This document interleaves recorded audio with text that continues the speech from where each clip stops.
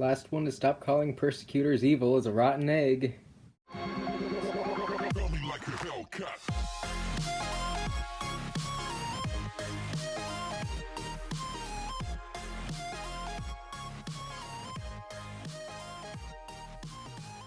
Evil alters. We've all heard of them. Alters that are typically more scary, cause harm to the body, generally freak people out. Well, we don't believe in evil alters. We believe, alters are people. That's kind of just a known thing. And people do bad things, and nobody is truly good or evil. So we apply that to persecutors as well.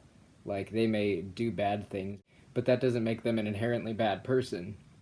So, persecutors are a type of alter, and their job is typically to inflict some sort of harm to the host, or specific alters, or the system as a whole. They do things like, self harm, verbal abuse, psychological torment, flashbacks, headaches, night terrors, basically everything. And this could have originated from trauma as well, with the persecutors being trauma holders. But generally, people just see persecutors as the bad guys of the system. Although that's not inherently true either. So your first thoughts for dealing with persecutors are probably to lock them up. Don't do that. Don't do that. Don't. Don't do that. Just don't, please. For the sake of yourself and the whole system, don't lock up your persecutors. I can't stress this enough. They will fight back and will try to make things worse for you if you do, and plus, locking things up and dealing with them later is never a really healthy thing to do to begin with, so you should probably do some of these other methods that we've got right here on how to deal with persecutors. First off being giving them an outlet for their anger. If you've got local boxing classes, they might like to be signed up for that. Or if you're into art, they might like to have their own canvas to do something with that really expresses themselves.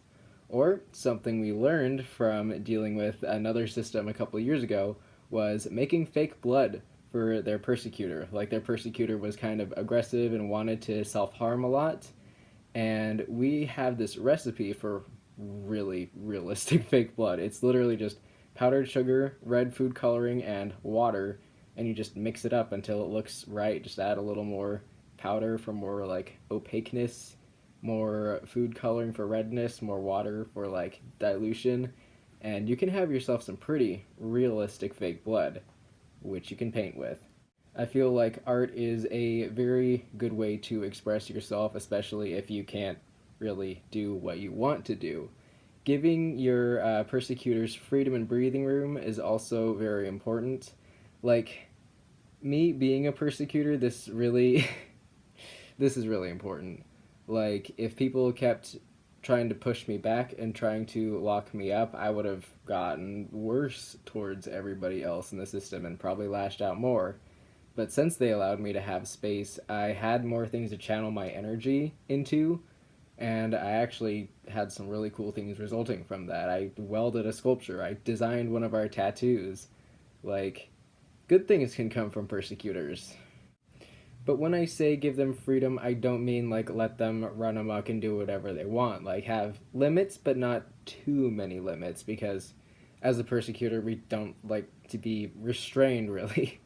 That's kind of a thing. We like to be more independent and kind of do our own things, and when people try to put down too many rules, that's just more reason to lash back out. Yeah. But another way to help them out is try to talk to them and empathize with them a lot. Build an understanding about why they're doing what they're doing. A lot of people don't ask why. Asking why is something that we do very frequently with most things. We just want to see, why things are the way that they are. And in like psychological aspects, that's a very good mindset to have. So to really get to the root of why your persecutors are being such jerks, you could just ask them why. And they may be cryptic or whatever, but, in the end you'll probably get around to what's making them tick.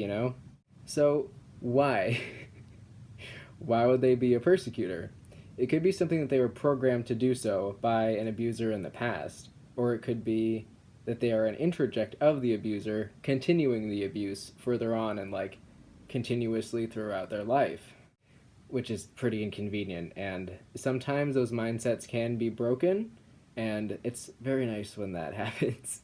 Another reason is that physical pain is easier to deal with than emotional pain and memories. Like, that's a lot to deal with, and having it all in your head is difficult, and feeling physical pain is just something more tangible and, like, real, I guess. So that's why some would turn to self harm to, like, numb out things, to, like, keep everything kind of numb and to not feel the emotional pain.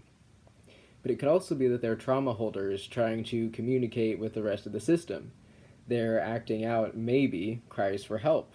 It could be like anger, feelings of like unfairness, like with Parsifal, for example, because he used to be a persecutor, a really bad one, believe it or not. And his mindset was basically suffer as I have. And that was kind of like him saying, I've been through some crap, guys, and now it's your turn because you didn't deal with this trauma. And then he kind of just tried to hurt everybody in the system, and that wasn't working. But then he found art, and that worked really well. So some of these persecutors could be trauma holders that are just kind of masking their emotions with anger. That's a pretty common thing. Anger is actually really common to trauma and PTSD, but not a lot of people talk about that, and I think that's an issue. But also, some of you guys out there might not be relating too much to this. Some of you persecutors out there might be like, so what? I just enjoy hurting the system. That's what I'm there for. I'm just here to hurt people and have a good time while doing it. Well, there might be more to you than you think. You know, you might have more than one system role, and you may be impacting the system in another way. Like if you're the type of persecutor to go out and party really aggressively, you could be a social alter. Or if you're a persecutor who holds the mindset of nobody can hurt the system except for me, you could possibly be a combination protector persecutor. That's a thing. We've seen in a lot of media that some of the best protectors are actually reformed persecutors, and I think that's kind of cool, I guess. Being a protector slash persecutor is surprisingly common, and I've seen so many systems who have that like in place, even myself.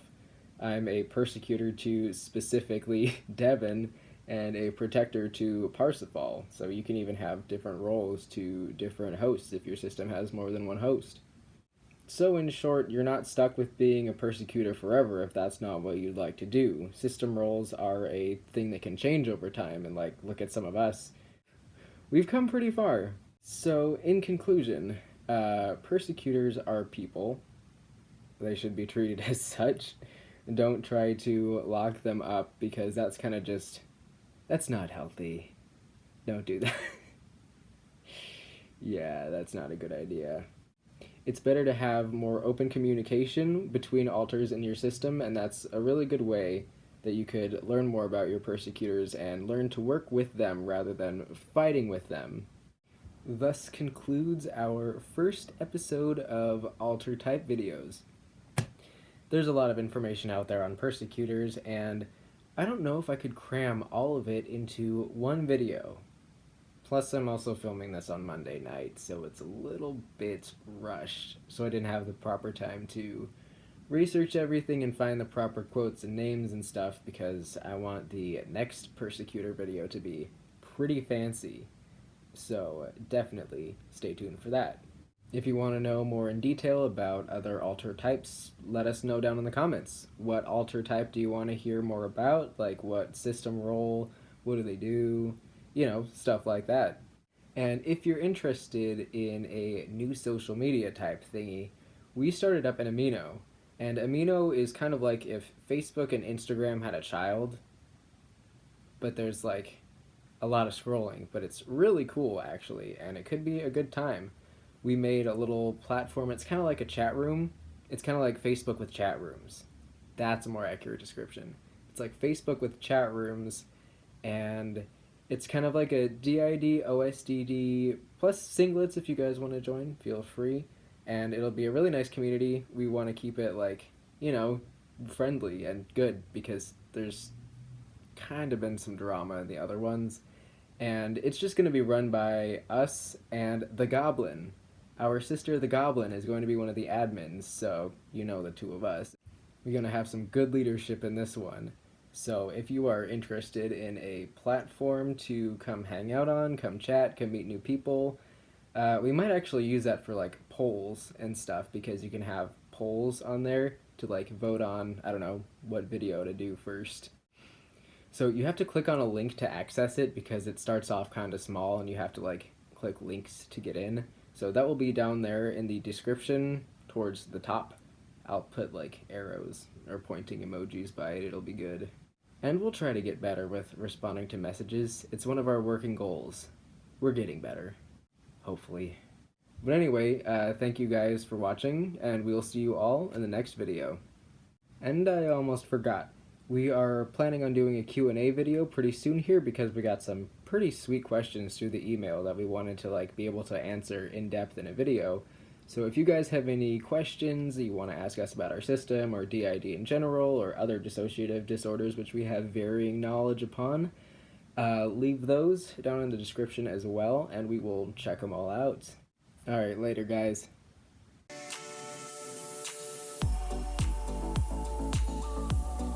Hey guys, guess how big our ears have gotten? We can now fit a cigarette in our ear.